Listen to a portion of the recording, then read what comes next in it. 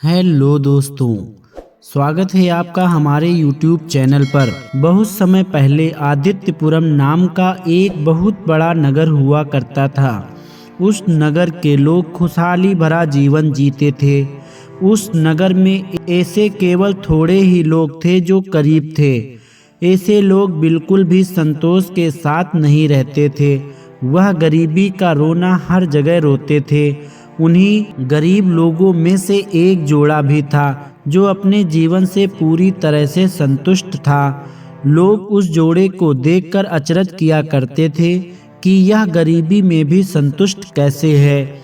लेकिन वैष्णवी और आदिनाथ को दुनिया की जैसे कोई परवाह ही नहीं थी। वह दोनों दिन रात भगवान का स्मरण करते और सभी की भलाई के बारे में ही सोचते थे।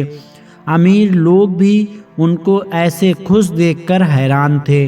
अमीर लोग सोचा करते थे कि वह धन से संपन्न होते हुए भी खुश नहीं हैं, तो फिर वैष्णवी और आदिनाथ बिना धन के कैसे खुश हैं। वह दोनों ही लोगों के कौतूहल का विषय बन गए थे।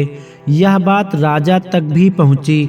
राजा ने सोचा क्यों ना मैं अपना भेष बदलकर उनकी गरीब झोपड़ी में जाऊं। इस सोच के साथ राजा ने अपना भेष बदला और वह गरीब वैष्णवी और आदिनाथ की झोपड़ी की ओर रवाना हो गया। जब राजा झोपड़ी के अंदर दाखिल हुआ तो उसने देखा कि वैष्णवी आदिनाथ के लिए खाना लगा रही थी।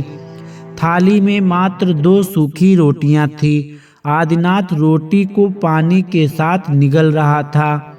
राजा को यह देखकर बड़ा अचरज हुआ। वह दोनों खुद में ही इतने तल्लीन थे कि उन्हें पता ही नहीं चला कि उनकी झोपड़ी में राजा भी खड़ा है। जब थोड़ी देर के बाद वैष्णवी ने देखा कि राजा उनके द्वार पर खड़ा है तो वह बोली, अरे राजन, मुझे माफ़ करना कि मैंने आपको देखा नहीं। आप ऐसे खड़े क्यों हैं? आप धरती पर विराजमान होइए ना, मैं आपके लिए खाना लगा देती हूँ।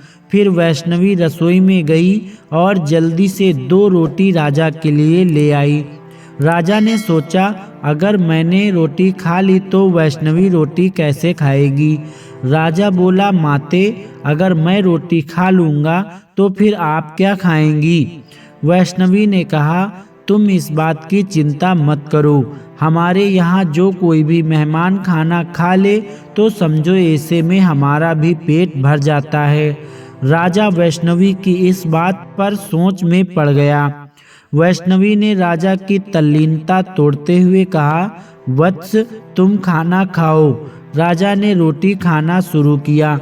भोजन करने के पश्चात राजा ने कहा, माते, रोटी बहुत स्वादिष्ट थी। फिर राजा अपनी पोटली से कुछ कपड़े और सोने के सिक्के निकालते हुए बोला, यह महाराज जी ने आपके लिए भिजवाए हैं। जब उन्हें आपके बारे में पता चला तो वह बहुत दुखी हुए। वह आपको इस हालत में नहीं देख सकते। इस बात पर वैष्णवी ने मुस्कुराकर कहा, बेटे, हमें तो किसी भी बात की कोई कमी नहीं है। जिस इंसान के पास तन ढकने के लिए कपड़े हों, सिर पर छत हो, 2 टाइम का खाने के लिए अन्न मिल जाए तो उसको किस बात की कमी होगी। और सबसे ज़्यादा कोई चीज़ महत्व रखती है तो वह है भगवान का साथ। अगर यह साथ इंसान के साथ ना हो तो वह मनुष्य कभी भी सोने के महल में रहकर भी खुश नहीं रह सकता।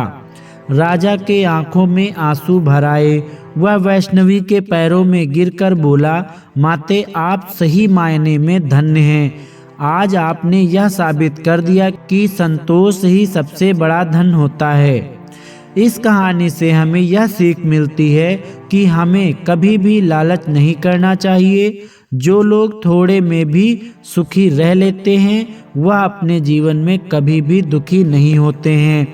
तो दोस्तों, इस कहानी से हमारा अभिप्राय यह है कि हमें हमारे पास जितना भी है उसमें खुश होना चाहिए और दूसरों को देखकर हमें अपने जीवन को प्रभावित नहीं करना चाहिए और हमें अपने जीवन को आगे बढ़ाने के लिए तत्पर प्रयास करते रहना चाहिए, न कि दूसरों को देखकर ईर्ष्या और लोभ करना चाहिए। आपको यह कहानी कैसी लगी हमें कमेंट करके ज़रूर बताएं और हमारे चैनल को सब्सक्राइब करना ना भूलें। धन्यवाद।